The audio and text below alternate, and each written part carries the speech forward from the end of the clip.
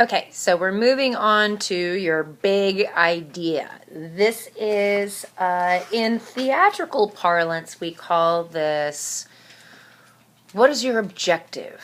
What do you want? What are you trying to accomplish? And you have to kind of shift that thinking a little bit, because it's not always about what you want to say. It's about what your audience wants or needs to hear. They said it. They said it really well in here. It was.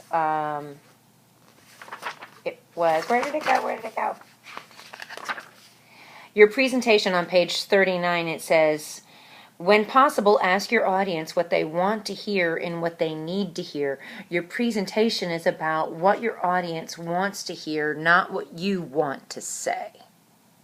It's what your audience wants to hear, not what you want to say. Yes, you want to get your point across. Yes, you want to get your big idea across. But if you make it about you, it's not going to land. Make it about them, and they will think that you are the most fascinating person on the face of the earth. So, you want to bring... Hi, sweetie, my dogs. Hi, sweet girl. You want to make it about them.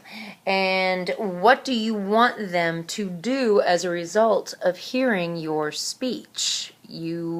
What action do you want them to take? And educating or informing your audience is not always, yes, it's going to be a happenstance if you've done your homework and you've done it well, but that should be a byproduct. There are a list of lists of verbs on page 36. If you look at page 36 in your book, you're going to see a list of action words, and some of them are finalize. One of them is justify, modify, propose, project, strengthen, weigh, troubleshoot.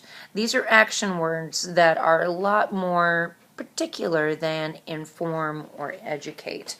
And on page 36, you will be asked, and I want you to do this, I will ask my audience to do this at the end of my presentation. So do you want them to sign the petition? Do you want them to vote a certain way? Do you want them to write a check? I want my folks to write a check. I want them to book a show. I want them to book a party. I want them to get their kids on my team. I want them to sign up for the team themselves. I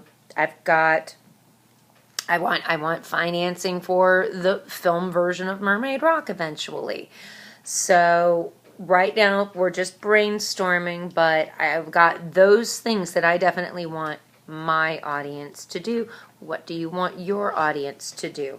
From there, we're going to go to page 40.